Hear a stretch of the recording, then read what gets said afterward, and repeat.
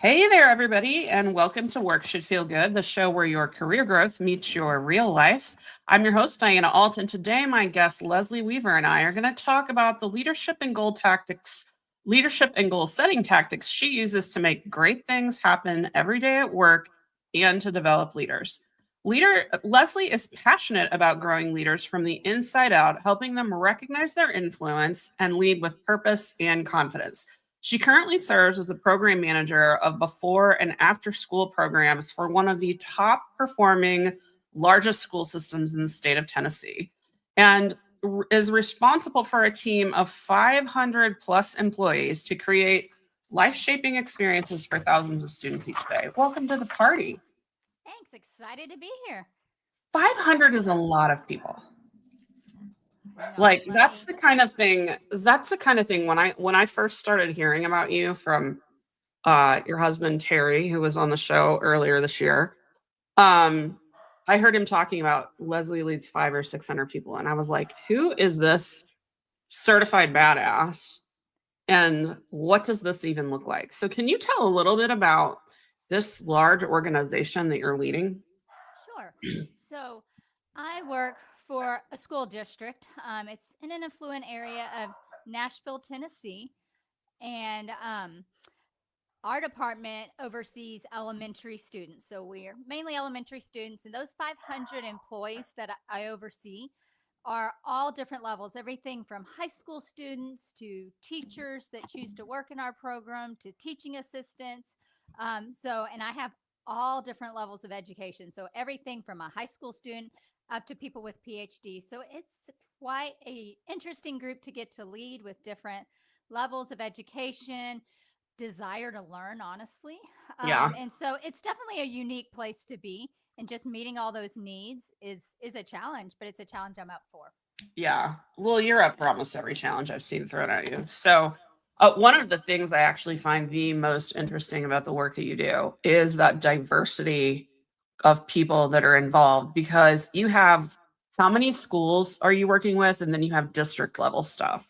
Sure. So I have 29 schools that I oversee different Good programs in, gravy. and then we're licensed through our Tennessee Department of Education as a child care program in a public education setting. So that adds a whole different level of following school board policies and then our Tennessee Department of Education policies as well. Oh my gosh, lots of stuff. So, that I mean, it's as complex of an organization as any large tech company or any Fortune 500 in so many ways, as far as I'm concerned, especially for a company that is mostly US based. Like when you get into global stuff and some of the large companies, that hits different.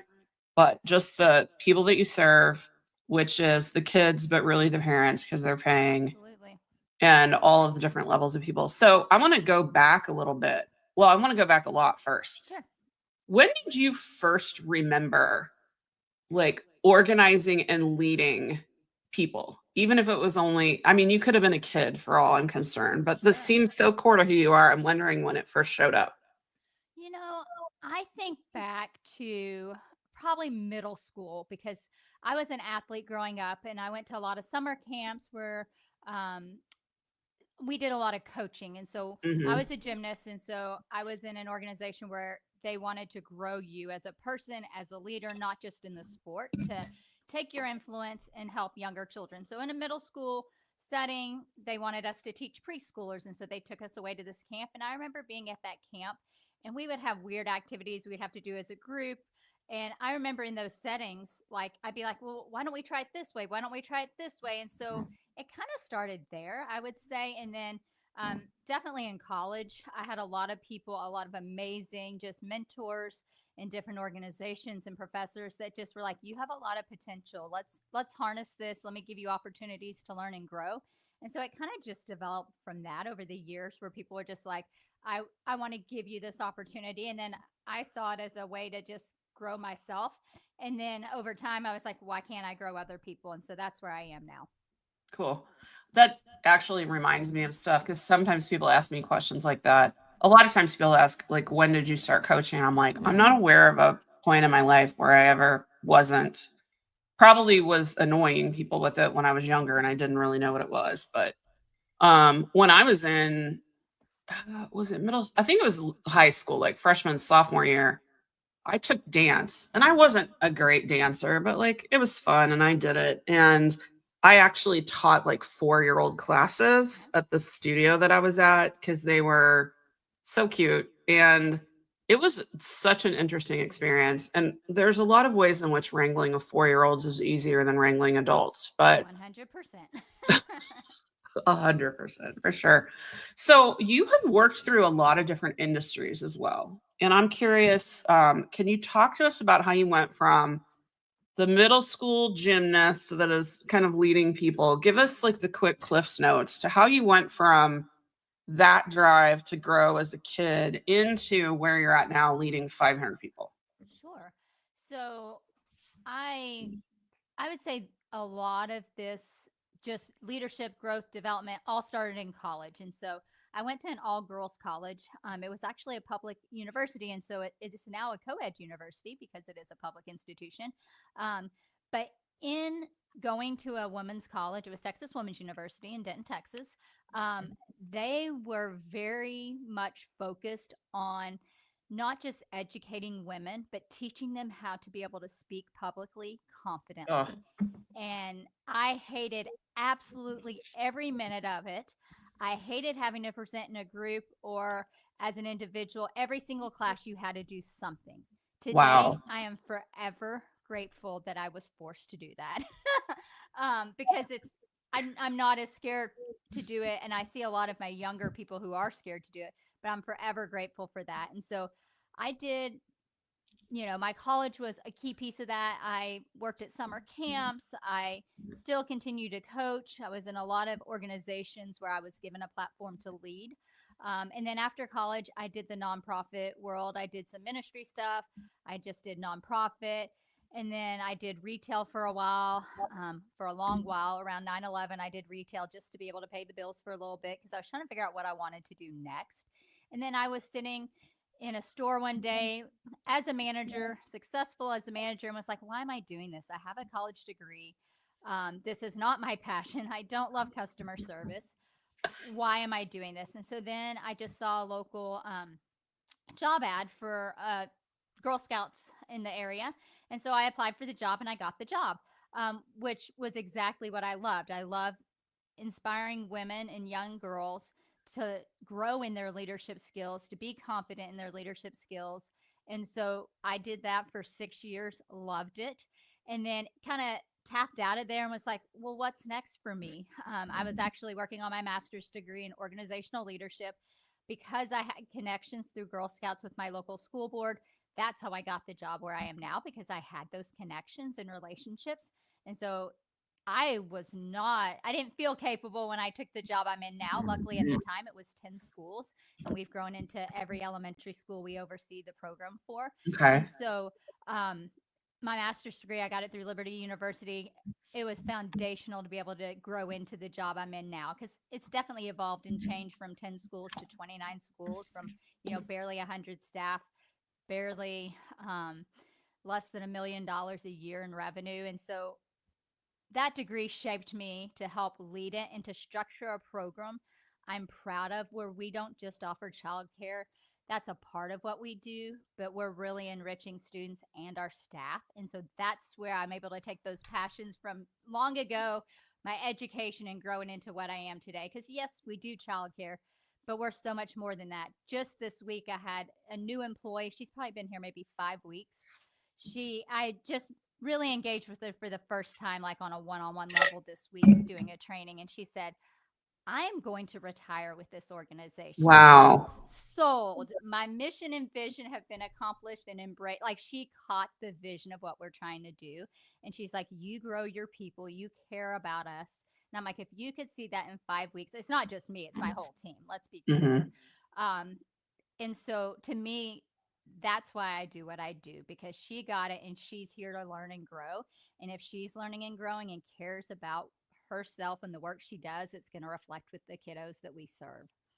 Other than the devotion that you have to making sure that every single one of these 500 plus people has an opportunity to develop their self and their leadership, what are some of the things that differentiate the experience for the parents and the kids that are in these programs, because surely that trickles down from 500 people to all these people you're serving. Yeah. I think it's just they, the parents feel, the kids and the parents, they feel valued and they feel seen and they feel heard. I think that from somebody just doing a job to somebody that truly cares about you as Mhm. a person. It's just, I mean, we're a self-funded program. All of our revenue is based on parent income. So if we don't keep parents happy and kids happy and wanting to be in our program, we don't You don't have sustain our budget. program, right? Yeah. And so I think just for me, when I walk in a school, the attitude I see of my staff and how they treat a parent and student says it all. Yeah. I've had the privilege to be hanging out at your house in the greater Nashville area during times when you had like, we're opening enrollment for next Yep. semester and we're doing all of that. And you've become so in demand. You scaled to 3 times as many schools, but you scaled even more than that in terms of the people served. Um, what do you attribute that huge growth to within your district? Um, I think it's being clear in our expectations of what I expect my employees. It's being clear in the services that they provide. And it's just, if my people don't enjoy their job, I care enough about them. I will help you go find a job somewhere else that meets the needs of what you're looking for, because I want people passionate for what I do. And I think the passion for us caring for kids is what grows our program, that we care enough and that we listen to our parents. That's the other thing. We do parent feedback, parent surveys. We do it with staff too. Hmm. And, childcare is a huge turnover industry. It's one of the Yes. highest turnover in the whole nation, that and education, Yeah. and what we see in our program a lot is a lot of people, they resign, they leave. I have a lot of returning employees. So I call it their The best boomerang. first and third job. And so, but they come back. They do. And they're like, I made a mistake. I want my job back. And sometimes we're like, great, come on back. And sometimes we're like, has Uh, anything changed since last time you worked for me? right. Um, Yeah. so, but I think, that's a lot of it. So, Yeah. Um, I want to go quickly back before I get into some of the nitty-gritty of how you think about leadership. I want to go back to this drive that you've said approximately 437 times in 12 minutes to grow personally. Where do you feel like that came from? You know, I'll attribute a lot of that to my dad. He was a military pilot and then a helicopter pilot after that. He always encouraged us to be looking towards something, that and gymnastics. I will say gymnastics was a Yeah. big part of it too, because I have always been a very competitive driven person. It's just, and I think it was growing up in sports because I wanted to be successful in what I did. I knew early on in gymnastics, in order to get where I wanted to go, I had to put the work in. And Hmm. so for me, I think it developed in the gym because I mean that competitive piece, I wanted to be at the top. I wanted to win. Yeah. And I mean, even if I wasn't in the gym conditioning, working out, I could also visualize being on the podium, getting the medal, getting the trophy. Oh my gosh, I had so many trophies, ribbons. That for me was a big thing. And when I stopped doing it, that was a hard piece because I had to figure out how do I still fulfill that need in my life, because it is a need. And so, and over Yeah. the years I've had to also learn what's a realistic level of um being able to achieve and what's too much. And especially having an autoimmune disease over the last 10 years, I've had to go, you can't achieve it all. So what is truly important and what do you prioritize as important versus trying to accomplish all of it? I love that. Like, I have an autoimmune thing too. And one of the wildest parts about having conditions like that is that if you can pull your head out of your Yep. butt, it makes you focus. Like, the Absolutely. gift of being forced to focus is really valuable. And I honestly don't think I appreciated it until this year when I went, oh crap, I have to have surgery to address some of the stuff I have going on. So I love that. Okay. So, your leadership philosophy. Hmm. as I've heard you talk about it, and as the longer, fancier bio that you sent me said, is around leading yourself, kind of as the first level. Can you talk a little bit about how you view so many people equate leadership with power, Absolutely. and of controlling and orchestrating other people, and you look at it different. So talk to us about that. Absolutely. Um, and I think it starts with a lot of people don't understand leadership. They confuse management and leadership. And leadership is very different than management. When I think of leadership, I think of influence. And for Same. me, when somebody says, I remember when you said this to me and it made an impact and it has stuck with me, that's leadership in my world, having that Hmm. impact and influence. And so I've learned over the years that if I don't lead myself well and I'm not proud of the way I conduct myself, I'm not going to see it reflected in my people because my actions reflect my people. And if I mean, there's been seasons. I mean, I worked in education in COVID. It was hard. It was, I mean, there Oh, were days where, oh my gosh, I didn't want to sit in Zoom for 12 hours, and I sure did, and was drained and exhausted. And there was a season after that where I was burnt out, and I don't. If anybody in education told you they weren't burnt out in that season, I they're would question lying. it, right? But I had to come out of that burnout and figure out. I mean, I saw it in my people when I had a bad attitude, when I was grumpy, cynical at times.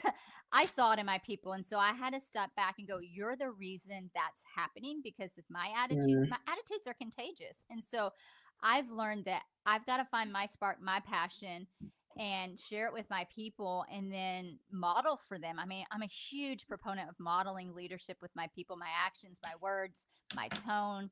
Um, because that's what reflects in my people if I'm not careful. And so if I'm not leading myself well, I can't expect my team to lead well and to serve those families and those students well. And that's the core of what we do is we want our kiddos that we serve to want to come to our program, to enjoy being there, and we're positive role models that help them grow life skills and just friendships. I think a lot of what we do is teaching kids social skills because it's missing. And so they've got to be passionate and willing to do that. And I think it just starts with understanding the impact of what we do.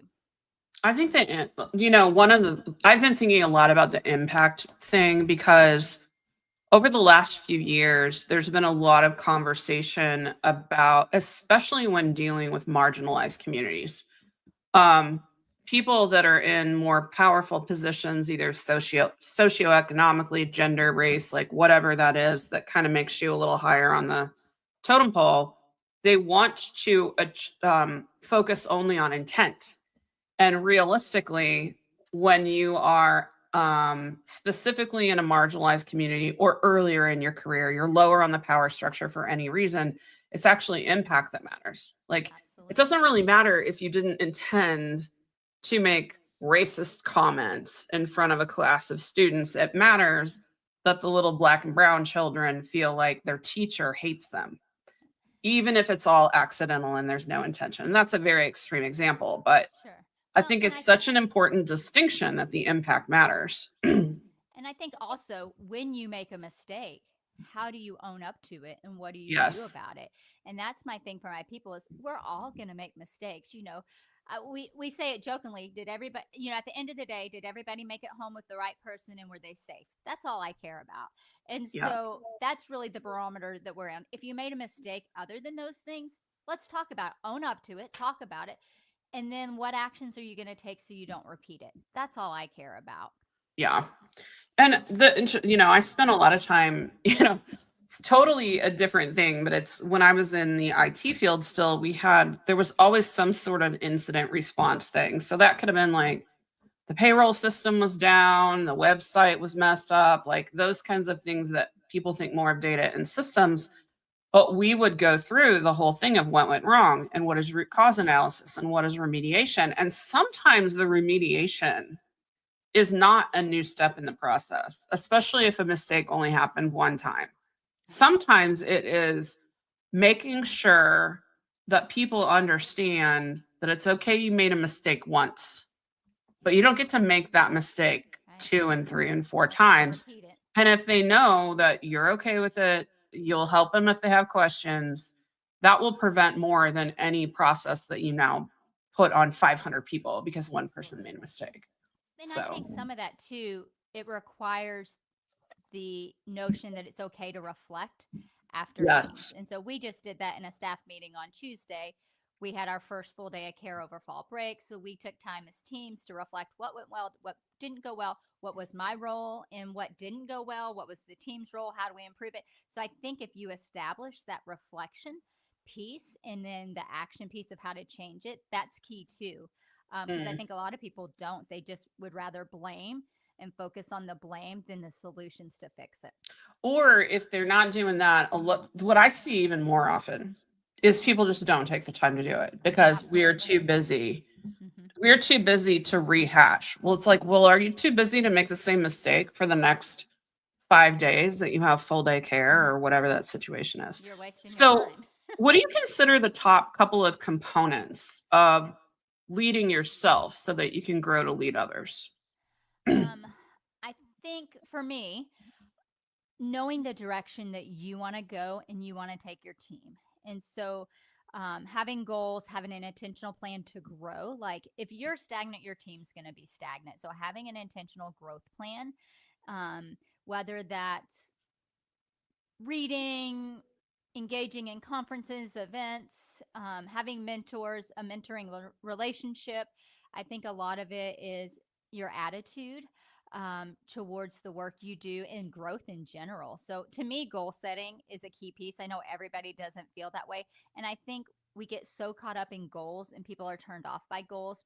But if we dove into goals a little more, we do a lot of things that are goal driven that we don't realize. And Yeah, so and I we're think gonna a get lot of, there. yeah, and I think a lot of leading yourself is just understanding being stagnant is not progress and it's not going to move you forward to where you want to go. I used to have a leader that I worked for years. That worked at a company with him for about 5 years. He was a CIO at one of my first couple of jobs out of college, and for whatever reason, he took a shine to me, and we had a mentoring relationship for a while.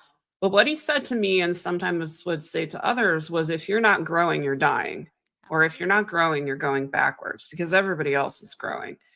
So tell me a little bit about a couple of the things that I'm interested to know, a couple of things that you personally have done to grow. Hmm. And then when you think a couple layers down on your food chain, people that don't have the same experience and scope of leadership, how does that compare with how you're encouraging those people to grow? Sure. And I'm going to actually kind of put this back on you. So, you and I met during COVID and all these things because I was just trying to figure out, education's a hard place to be. And I was Yes. trying to figure out what's next. How do I want to grow? How do I get some passion back for what I do? And you kind of helped me lean into this idea of the learning and development field. And so I really Mm. leaned into that and explored it. And so I joined the national organization, I joined the local organization, and that has really been a game changer for me. It's a And big so, deal. oh, And absolutely. for those of you that are wondering, it's ATD, the Association for Talent Development that you're talking about, right? Yes, it is. And so Yeah. that just kind of gave me a spark again because those were people that are learning nerds that get it and get what I love. I love sitting in those meetings and going, "Oh my gosh, I'm not It's my totally people. odd." They get it too. And so surrounding yourself with people that are like-minded that are going to challenge you maybe a little further ahead of you and then there could be people behind you that you can invest in. It's just finding that group of people to really challenge and grow you. And then I've also I'm always looking at books, learning opportunities. Like I choose to lean into things.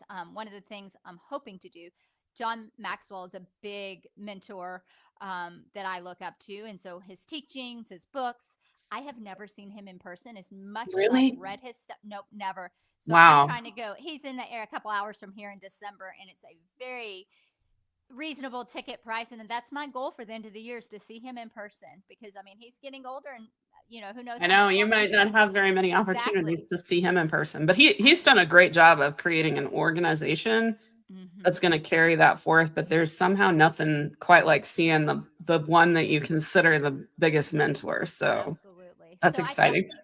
just I mean, and that's actually in my goal structure. One of the things I do is I have a plan every month. How am I going to continue to grow as a person and in my leadership skills and professional skills? And so I'm very intentional to make sure that I'm focusing on growing myself so my team members grow. Well, let's go there because Okay. one of the things I love about you is that you can take something that can be really freaking squishy because people love to talk about, I want to grow. And I mean, you and I have worked together on Clifton Strengths. I don't remember all of your like top 5 or 10, but I do remember that your top domain was execution, Yep. the get shit done Yep. domain. And you have a talent for making things very concrete. Like every single time I see you speak at the thing, which is the event that Leslie's wife hosts every year. We're recording this on Halloween, actually, of 2025. And in a couple of weeks, we're going to meet together at that event. But every time you get up on the stage, you bring like the simplest, most concrete frameworks. And so, talk to us about your framework for goal setting for the year. How do you go through that process? I want to poke at that a lot. Sure. So I will tell you, you know, I just kind of, it just made sense to me. And I guess for me, things have to make sense for me to actually execute them and make them happen. And so I Same. didn't I have to realize, resolve them in my yeah, brain. yeah, it just has to like flow. And so it wasn't until not too long ago that I realized I had a framework of what I do and how I do it. And then as I've gotten out there, I've realized, oh, other people do this too. And so, what I do, and I will tell you, you have to figure out when it comes to goal setting, you've got to figure out what works for you. And a lot of people get caught up. I'm not a goal person. You probably are if you look at some other things you do. But what I do is I always set aside time every year. And sometimes it looks different. And I'm actually in a place where I'm kind of rethink it. A year at a time is almost getting to be too much for me. It's a lot. My brain's just getting overwhelmed by it and the idea of it. I like having a general idea, but really focusing in like a quarter or a month is kind of, that's not as overwhelming for me. But what I always do is right about now, I start thinking about really Thanksgiving, I guess. I'll start thinking about what has this year been like. And so I flip through, and this will sound silly, but I start with reflection. I literally go through my planner, I go through my photos in my phone, and I just start making notes of the year because I don't know about you, but January was a long time ago. And I'm like, oh, yeah, I forgot that happened. I forgot I did Like this. August was a long time ago. Right. I feel that. So I just start making notes and jogging my memory of the year of what happened this year. And so I just kind of start making that list. I also start being curious. I'm a big word of the year person. And so I start just being curious of what I'm seeing, hearing, what like just kind of sparks an interest in me. And I literally just keep notes on my phone of words that I hear that I'm like, I kind of like that. That's kind of What's your word for 2025? um, monumental because I had a big birthday with a 0 on the end. And so it was a monumental year. Leslie is not 30, but yeah, 0 on the end. So I had that same one last year. So Yep, yep. that's a So great word.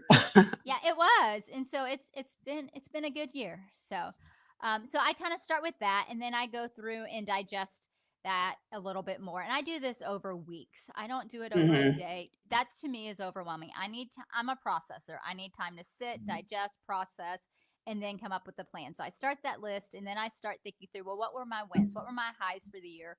What were my challenges, tension points? Even what did I grow through? Because I think a lot of times we just focus on the negative and we forget, well, what did we accomplish through that situation? What was the outcome? How did I Yeah. grow through that situation? So I think it's important to focus on those things as well. And then something I do, I take all of that information and something I do, I usually do it the week between Christmas and New Year's. I create an accomplishment board because I think it is so important to celebrate the year. And I think we forget to do that. We get Okay, so I want to focused on stop for one what's next. second. Mhm. There's two questions I have. Number one, um, I would love to hear an example about this grow through thing because we are wired for like negative things are negative. So can you give an example of something that was maybe difficult or not what you expected that you grew through so others can see? Sure. And I'm going to do on a personal level. And so we talked about this autoimmune thing. And so, oh gosh, maybe 9 years ago, Growing through a diagnosis that was life changing, I had to grieve my old self and what Oh, I had projected for my future and rewrite what was realistic. And that took time to learn my new boundaries, my new normal. And it wasn't a bad thing. It just made me set new boundaries. And I've learned the value of that, of how to like we talked about, how to prioritize tasks and what's important to me. I've learned how to delegate things. I do not grocery shop. I do not go in stores. Mail order is my favorite thing, and grocery pickup or grocery delivery. I don't same. need to waste my time and energy on going to the store and also exposing myself to other people's germs when we hit flu season. That's not worth my time. So it really, as much as that isn't something I love, living with an autoimmune disease, it is something I've learned to manage and to prioritize what's important to me. And even through, losing loved ones, I lost a parent about 10 years ago, and now I help provide care for the surviving parent. Even this week alone, I've had to deal with some health issues with my mom and helping her with that. And it's just made me go, okay, she's my priority. To help her figure out what's next in the next stage of life. And so, and she's walking through some things that I walked through with my diagnosis. Like, she had to have one of the tests that I've had done. And I'm like, oh, I can help you with that. Who would have thought my 83, almost Right. 84-year-old mom, I'm teaching her, here's what you can expect when you go through this procedure next week. And so I've also learned that a lot of times what I've been through, I can use that to help other people. And generosity is one of my core values. I like to be Yeah. generous with my time, Generosity my is also, resources. yeah. And so I try to view each situation, even if it's not in the moment, how do I grow this? And I've had lots of employees go through health issues, and I've been able to say, let me help you with this. Let me walk you through, or even it can be something as silly as how to manage our insurance company, because that is hard sometimes. Or how do you advocate for yourself? How do you advocate with the insurance company that this is a necessary thing that you need to cover? And so I think seeing the positive that can come from it and how you can help other people, that's what drives me through it. Yeah. I love that. And I also like when I think about that stuff, you sometimes need a little distance for that to work. But if you can wrangle your insurance company to cover expensive crap that they don't want to cover, you can also go to work and advocate for to the school board for something that Absolutely. your team of 500 needs to service the Yep. thousands Absolutely. of kids. Like those things are transferable skills, which is great.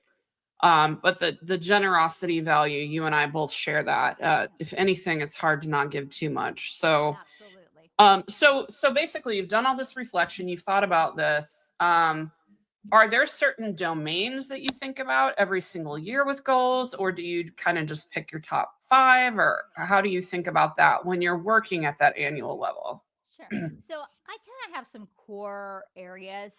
Generally, they're within the same thing. So, like for me, one of my core ones is finances, and that may just be the stage of life I'm in as I'm thinking ahead and what things I want to make sure I've had in order. And after losing, my father, I learned a lot about finances, and I've learned so Ugh, much. And so that's kind of become a core thing just in the stage of life that I'm in.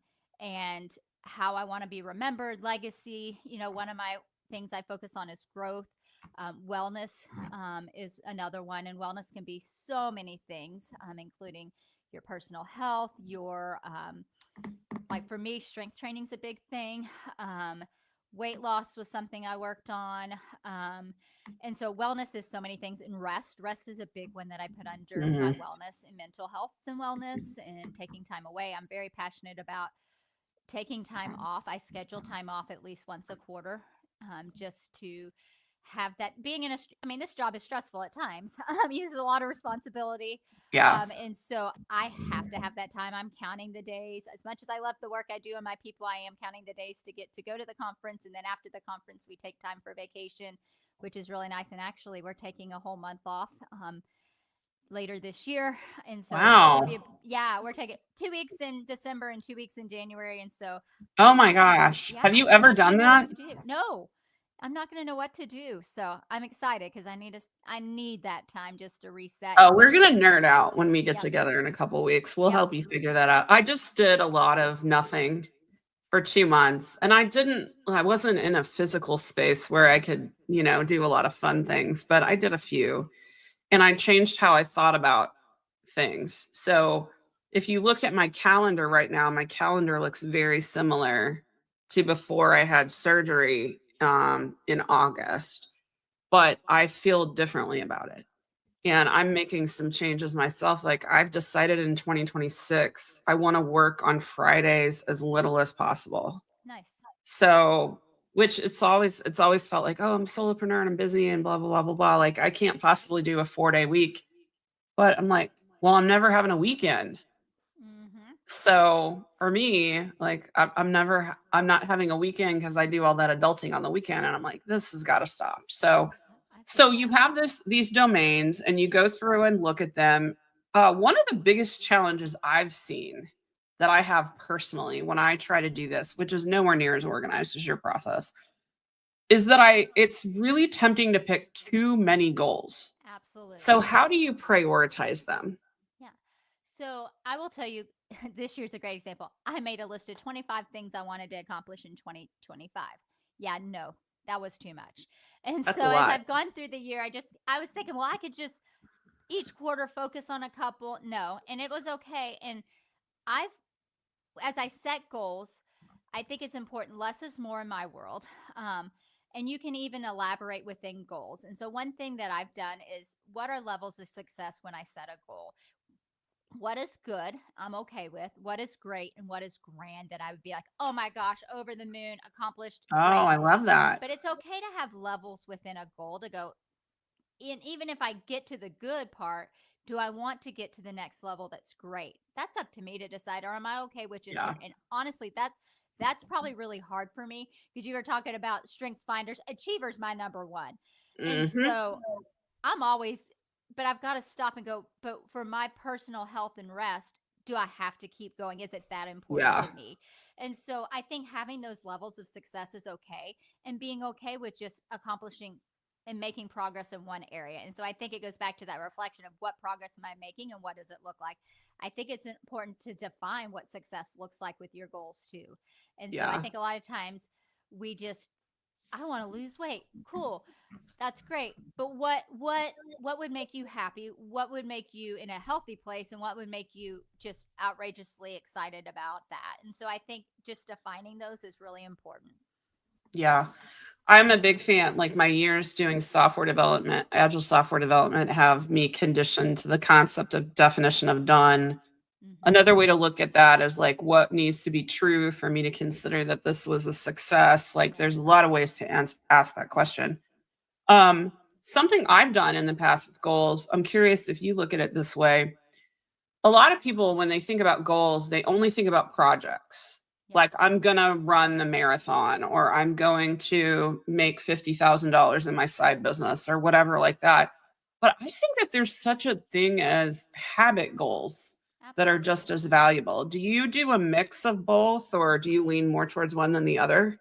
I do. And so, like, that's kind of where I'm leaning towards in next year. I know one of the things I've got to do, I've lost a lot of strength just health wise. And so I've got to rebuild my strength. And so to me, Hmm. it's a habit, a regular habit of enforcing it. And I'm a huge person on habit stacking, and like that's key to me in figuring out what's important and then how do I develop those habits. I'm a huge, my neurologist, when I first got diagnosed, they did an education patient education event, and they said, save your brain for the things that are important. Take pictures, use notes, create habits, save your brain to remember the things you want to remember and the things that are important to you. It was one of the most impactful things I ever heard. And so to me, that's what habits do. Habits take the thinking out of things, so you save your brain for what's truly important and what matters to you. Yeah, it's so interesting because there's so many ways for that to show up. I'm a checklist person. Oh, yep. And I'm like, I print a lot of them. So I have like kind of things that I want to make sure I do every morning, or I have like a weekly review thing. And it's a freaking checklist because if it's Friday and I'm tired because I just worked 4 10-hour days, which is what this week happened to look like, and then I recorded a podcast, like the brain is fried. But if I have to not make decisions about what I'm doing is really helpful.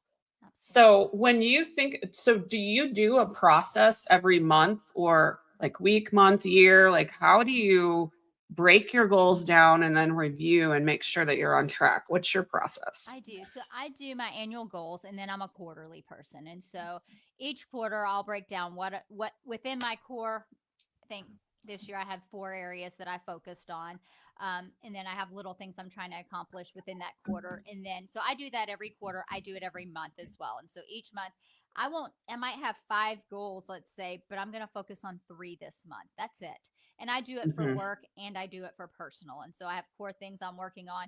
And, some months it might just be one that I want to focus on. Like this month, I'm not in the office very much, or November. I'm planning ahead here. So November, like I'm in the office next week, and then I'm in the office Monday, Tuesday, and Wednesday of Thanksgiving week. That's it in November. And so my goal for November is not going to be a lot for work on a personal level. I'm focusing on some other things. And then each week I go break it down even more into my task of Mhm. in a lot of my task lists, I'm trying to align what's important and what has to get done with my goals. And so that way I'm strategic in what I'm trying to accomplish and how I'm going to accomplish it. And I want to back up just a second and also say I think a key thing in this whole process is naming barriers that are going to keep you from getting to your goals. And Yes. this is something I've learned recently. And then having a plan for when you hit those barriers to know what am I going to do when that happens. And at least when you have a plan, you're more likely to overcome it and be at least making progress. If not successful, you're at least still making progress towards that goal and you're addressing it. So I think it's also important to name those potential pitfalls or roadblocks that are going to keep you from I love that. achieving your goal. They call it like what the word impediment comes up a lot Hmm. with a lot of the people that I work with because that's specifically a thing in Scrum, which is one of the agile development methods. And so I've carried that forward, that kind of thinking forward. Hmm. Um, so those, and when you think about barriers, like that can be everything from we didn't make as much money as we thought, so we can't do this thing, to my mom got sick and I wasn't able to spend time on it, all the way through like my head trash is getting in the Absolutely. way. Absolutely. So it doesn't just have to be an external thing. Honestly, the internal things are sometimes the best to focus on. Yeah. So And what do you go ahead. do when you get to the end of the month and you're like, well, shit, I didn't get that done? Yeah, A lot of you're right. people let that stop them Yeah. with progress for the quarter or the month. How do you deal with that? So I think there's a couple things. I think it starts with you evaluate, is this still important to me? If it is, we're going to put it on the next month and then we're going to break it down. I think a lot of times it's too big and we get overwhelmed by it and it Yes. just stops us in our tracks. So do we need to break it down smaller and define what the next step I need to take to get there and kind of schedule that or add it to your calendar or plan to get there? So I think that's some of it. And then I think one of the things I've learned recently is when we set these goals, because you're not always going to be motivated. That's just the nature of what we do. But what does motivate me is if I want to accomplish this goal, what is at stake if I don't accomplish the goal? Like, what am I going to miss out on? And is it that important to me to motivate me to take the steps to get there? So sometimes we have to backtrack and go, why was this important to me? And what's going to happen if I don't get there? And is it going to matter to me enough that it's going to motivate me to do it? That's a great set of questions. Thanks for those. Yeah. How do you use your goals and all the breaking down that you do to help keep you from letting shiny shit get in the way? Yeah. Because like, one of the things I've been working on a lot is I have a framework in my business that centers around 4 components: bankability, visibility, connection, and ease. Because everything that I really need to do in my business somehow relates to one of those.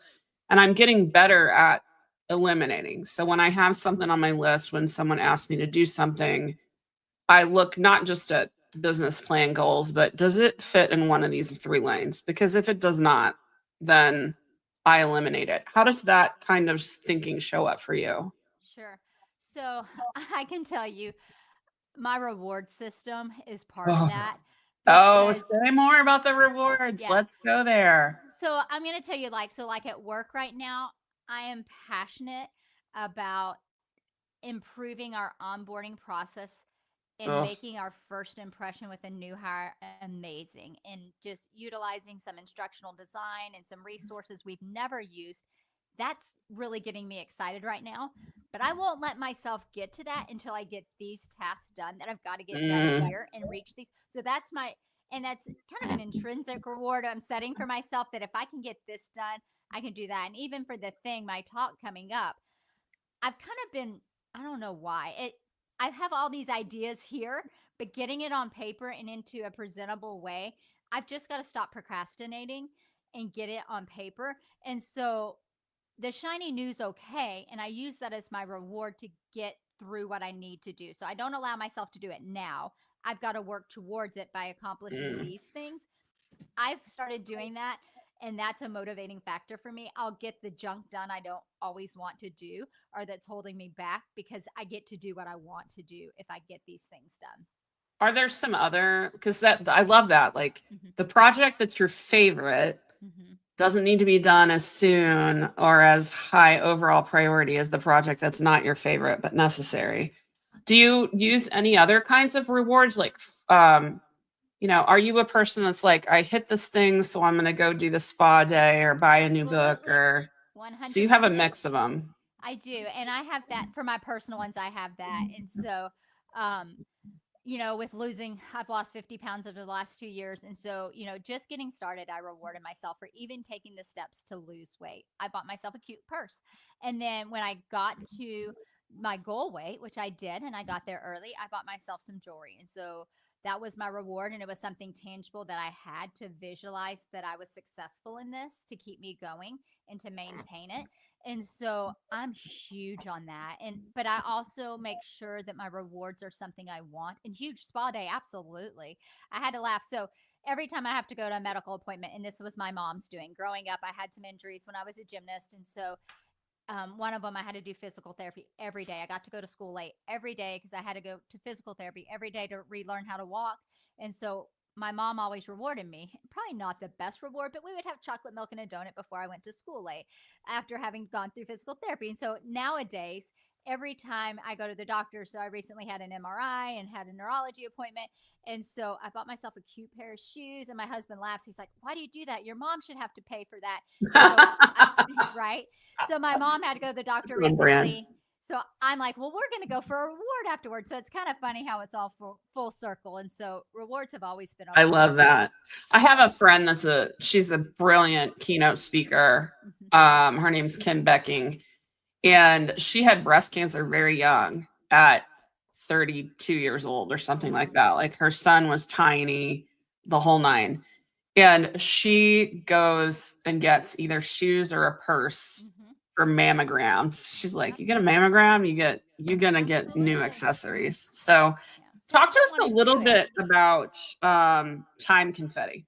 So Yeah. I think So it's such a annoying thing. First, define what time confetti is. sure.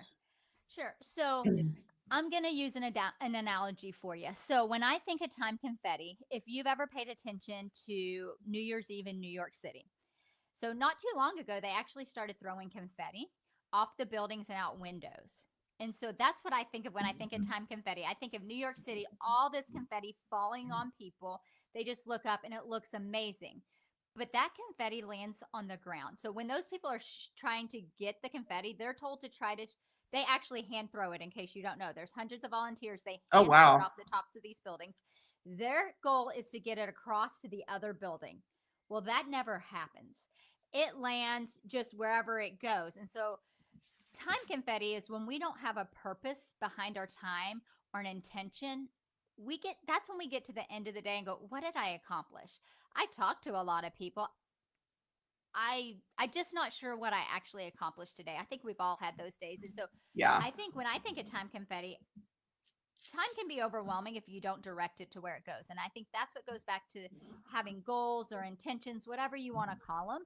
And so, but I think goals can also be like time confetti for our neurodivergent people. they goals just are too much, and goals are hard. If you don't put the time in, it can be hard, it can be overwhelming. And so we've got to just have a plan of how we're doing this, because what, I don't know if you know this either, but they started recently, the last several years, um, the confetti pieces in New York City, they allow people to write their aspirations or their dreams for the year. And so you might get a piece of confetti with somebody's intentions for the year. Oh, wow. Isn't that amazing? I've And always so, thought, I just had a conversation with my friend this morning because I'm going to New York in a week. mhm, And we were talking about how we're excited to go because November they'll probably have some Christmas stuff up, yeah, and how we never ever ever want to be there for New Year's Eve though. And now I'm kind of like, well, maybe I do because this is pretty neat. It would be fun to catch somebody's dream in my hand. I'll tell you, I've been in New York City on New Year's Eve and I didn't go. We went to a show instead. Uh, But the funny part is the next day the city's completely different. And so and if you study what happens on New Year's Eve, there's the bells, the whistles, everything's amazing. And then the next day, there's a whole crew of people. As soon as people like leave, they come clean up the city. And when we were there the next day, which was the best deal, we got a amazing suite in New York City in Times Square the next day for a pennies, is fraction what for I will penny. say, because nobody was Yeah. in the city. But what was left, there, like walking the streets, there was no trash. Like the cleanup effort was amazing. And so I was shocked that, there was a plan to make it happen. They cleaned all that. I mean, you're still going to have pieces of confetti falling, but I think that goes back to that time confetti. Some people it's just overwhelming, and some people they just sit there and look at it and go, that's overwhelming, that's amazing, I don't know what to do. It's kind of the deer in headlights thing. And so I think Yeah, that's I, where I think a lot about there's a couple different people. God, I can't even remember what book I saw this in. I've heard it talked about a couple of times though.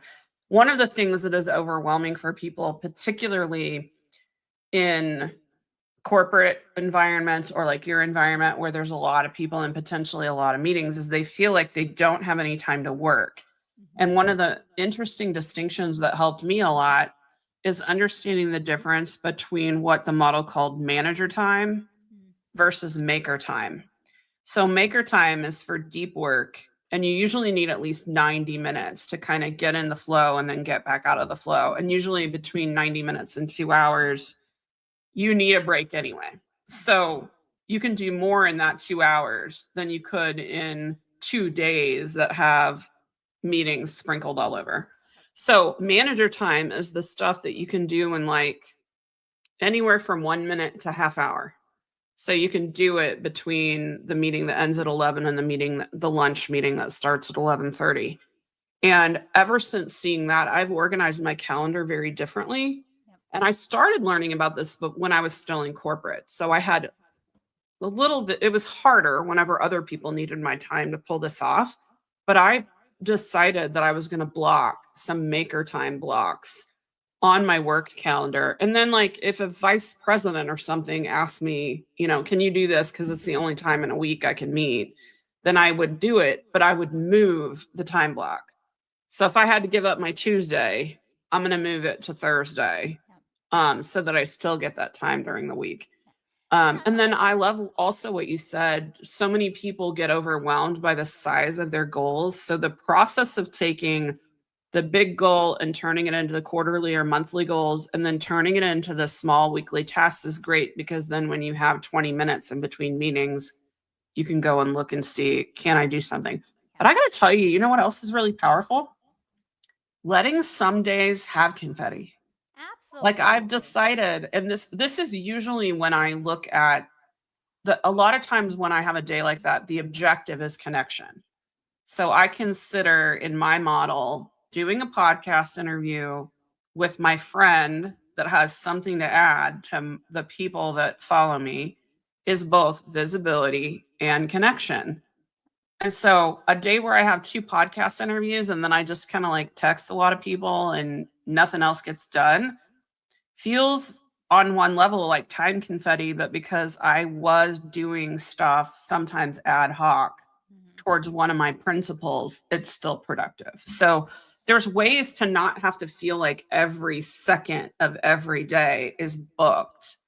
and Absolutely. still not be falling prey to too many days of I don't know what the hell I did. Yeah. And So I'm going to say too, this is the system that works for me and the way my brain works. And I think everybody has to figure out what works for them and yeah. what's going to help them move forward. And so I've learned in managing employees, some people they don't grasp goals, they don't understand it, but when I introduced the idea of having a vision board, that made it come alive. The Hmm. vision board was a goal and a goal setting tool for them, and that was all they needed. For some people, a word of the year, just an intention for the year, that's what they need. Last year I had my core people that I oversee directly, I had them each. I reframed the idea of a goal into a passion project or one or two passion projects. So, what is something you're passionate about you could bring into our program and add value, and then let them run loose with it? And so, for me, Ooh, that was just a different way to reframe it. It's all goal setting, if you want to be yeah, honest, and you're it all, is. but you've just got to figure out what makes you tick, what's important to you, and how do you get there? Like, what, because, like, for my husband, goal He's setting, a forget it. BHAG guy. Him, He's like an yeah, intentions and B. Is he listening to you? I'm not sure. Uh, oh, I But thought I heard him. But he may be. But like, this is too foreign for him and too overwhelming. It's that time confetti. It's too probably restricting for him. But for me, goal setting is freedom because it gives me yeah, direction and it helps me get to where I want to go. So I think it's important that you find what's meaningful for you to move you forward, whatever you want to call it. It doesn't matter. It's that you're yeah. making I think that progress. there's a lot of people that are incredibly dogmatic about the idea of a SMART goal, and it Agreed. just drives me crazy because sometimes the intention is more powerful than the SMART goal that you overdefined and you're going to be overwhelmed by. So Yeah. I really like how you put that. Well, I'm going to go into a couple of questions that I've been asking everybody on the show, Sure. and then I'm going to pop. I meant to put it up earlier, but it'll be in the show notes too. Leslie, I'll just do it right now before I forget again. Um, Leslie loves to connect with people, especially if they want to nerd out about goal setting and leadership development. I've put her LinkedIn kind of username. You put that after LinkedIn's linkedin.com/in/ and then you do Leslie P. Weaver. But yeah, connect with her there. She's a good Absolutely. follow. And I'm hoping What to do some goal things in December just to kind of get people's Oh, brains fun. thinking. So, Yeah, help inspire the masses with yep. your goal stuff. So my first question for you is what is the worst piece of career advice you've ever received? Mm. The worst piece of career advice I've ever received. You've got to make everybody happy all the time. Ugh, no one tells men that. Nope. Nobody tells men that. Nope. So, I love that one. What about I mean, we just talked about one of them probably, but what is a personal habit other than the goal setting that we just beat to death that helps you to be successful? I think for me, it's having those planned vacations. And so we're part of the Mm. Disney Vacation Club. And so we have a rule in our house.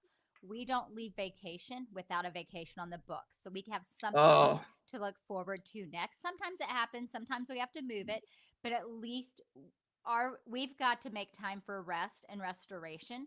And so that and is our rule fun. of thumb. We don't leave vacation without another one on the books. And it doesn't have to be something big and grand. Nice. I love that. And then what is something that you've rethought or changed your mind about recently?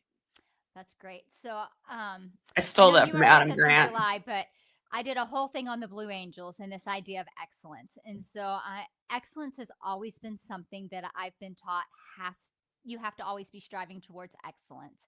And I'm even doing a thing with my staff on the Blue Angels, but I've redefined what excellence means. Ooh, say And what was it before yeah, and tell us how you've rethought it. so I think I had a my view of excellence is I had to always be my best on my A game and top of the game. Whereas I think excellence is just giving my best to myself and my team and those around me every day. It doesn't have to be grand every day. I can No. strive for excellence, but I get to define excellence. Other people don't define excellence for me.